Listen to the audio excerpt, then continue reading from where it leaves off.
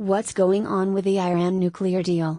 The 2015 agreement between Iran, the United States, and the other permanent members of the United Nations Security Council, and the European Union is in trouble. On the campaign trail, President Trump promised repeatedly to rip up the deal, which is formally known as the Joint Comprehensive Plan of Action JCPOA, and is likely to decertify it in the days ahead. Does that pull the U.S. out of the deal? It does not.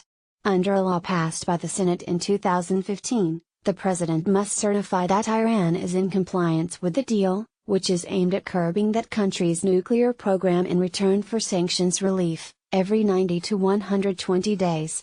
The next deadline is on October 15, and after grudgingly saying that Iran is in compliance with the deal twice since taking office, Mr. Trump has signaled that he's done signing off on it. In practice, decertification throws the issue to Congress, which will have 90 days to figure out if new sanctions should be passed.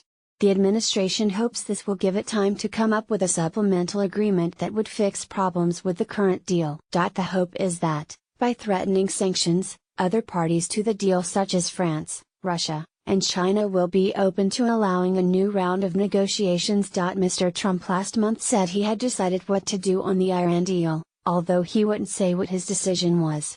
Even his own Secretary of State, Rex Tillerson, who has been under fire lately for reportedly calling the president a moron, said he was unaware of the president's next move. Why has Trump been so dead set against the Iran deal?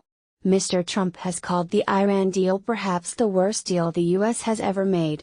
To him, it represents yet another piece of bad Obama-era policy. As was the case with the Paris Climate Agreement, the president is under pressure to back out of a deal he criticized so relentlessly. Mr. Trump spent a chunk of his speech at his first-ever UNGA meeting attacking the Iran regime, and given all his criticism of the deal this far, it would be difficult politically for him to do nothing about it now. Mr. Trump sees the deal as something that gives Iran too much leeway, for too little guarantee against a nuclear stockpile in return. What are these problems with the Iran deal? Senator Tom Cotton, Republican Arkansas, laid out his criticisms of the original deal in a Council on Foreign Relations speech last week.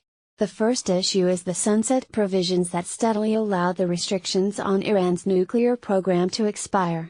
When those provisions expire, he fears Iran will be stronger than ever. Cotton argued that, by 2030 at the latest, Iran will be able, while fully complying with this deal, to reach nuclear breakout in a matter of weeks. Cotton wants more limits on Iran's ability to research and develop centrifuges, more restrictions on Iran's robust ballistic missile programs, and to allow for more inspections by the International Atomic Energy Agency (IAEA). Critics of the Iran deal, including U.S. Ambassador to the UN Nikki Haley, believe these issues can be addressed after the deal is decertified. If Iran doesn't play along, what does Cotton propose? A solution Cotton has proposed entails so-called surgical military airstrikes that don't escalate into full-scale war, but deal a critical blow to the Iranian nuclear weapons program. Cotton says the U.S. has the ability to take out Iran's entire nuclear program, and shouldn't be afraid to take military action, if necessary. What's the argument against decertification? Some proponents of keeping the deal intact say decertification essentially gives Congress a gun in the hopes that they don't pull the trigger. Should Congress pass new sanctions, that's the end of the deal. And if the deal ends, Iran will be in a much stronger position to restart its nuclear weapons program. Why is that? The deal resulted in a multi-billion-dollar windfall for Iran as international sanctions were lifted. So now it has all that money, and assuming the rest of the signatories don't leave the deal with us, Iran would only be dealing with unilateral American sanctions, as opposed to the robust international sanctions regime they faced before 2015. Also, we wouldn't be able to keep tabs on the Iranian nuclear program through the IAEA. What's the argument for decertification? That the original deal is hopelessly flawed, and should be either fixed or thrown out entirely. Critics of JCPOA note that the IAEA has had trouble carrying out inspections, and that the Iranian ballistic missile program is gaining strength. Iran has also funneled money, arms, and training to Hezbollah, the terror group that's been fighting for Bashar al-Assad in Syria, and seeks the destruction of Israel. Plus, the deal will expire eventually regardless of whether we keep it in place or not. And when it does, the Iran might be much stronger than it is today. Could Trump change his mind on decertification?